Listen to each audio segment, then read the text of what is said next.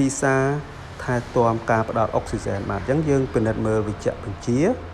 បន្ទាប់មកយើងត្រូវពន្យល់ទម្រង់ការទៅដល់អ្នកជំងឺនិងសុំការអនុញ្ញាតពីគាត់ដែរបាទហើយយើងធ្វើអនាម័យដៃបន្ទាប់មកយើងត្រូវរៀបចំសម្ភារៈឲ្យបានរួចរាល់បាទអញ្ចឹងត្រៀមសម្ភារៈទាំងអស់ធ្វើយ៉ាងណាកុំឲ្យខ្វះបាទ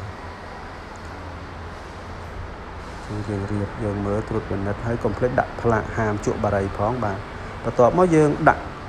ស្ថានភាពអ្នកជំងឺពាក់កណ្ដាលអង្គុយបាទអញ្ចឹងយើងទៅឡើងក្បាលក្រែតិចមកហើយយើងធ្វើអនាម័យដៃឡើងវិញម្ដងទៀតបាទហើយបន្ទាប់មកយើងភ្ជាប់នាឡិកាលំហូរអុកស៊ីហ្សែនទៅនឹងបំពង់អុកស៊ីហ្សែនហើយយើងមួលវាឲ្យជិតឲ្យណែនល្អណាកុំឲ្យវាលេចធ្លាយអុកស៊ីហ្សែនបន្ទាប់មកយើងភ្ជាប់កាណេឡាទៅនឹងបំពង់បង្ហូរអុកស៊ីហ្សែនហ្នឹងមកហើយយើងបើកមើលហើយយើងធ្វើតេស្តមើលដាក់មក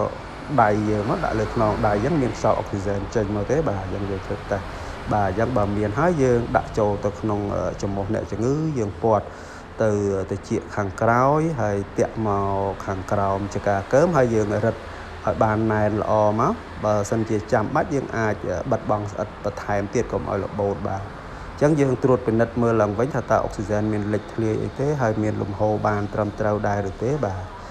បន្ទាប់មកទៀតយើងត្រូវប៉ាន់ប្រមាណមើលពីការឆ្លើយតបរបស់អ្នកជំងឺបន្ទាប់ពីយើងផ្ដល់អុកស៊ីហ្សែនហើយអញ្ចឹងយើងមើលច្បាប់ដង្ហើមគាត់យើងមើលកម្រិតអុកស៊ីហ្សែននៅក្នុងឈាមរបស់គាត់ថាតើគាត់បានមានស្ថានភាពធូរខ្លះទេបាទបន្ទាប់មកយើងធ្វើអនាម័យដៃ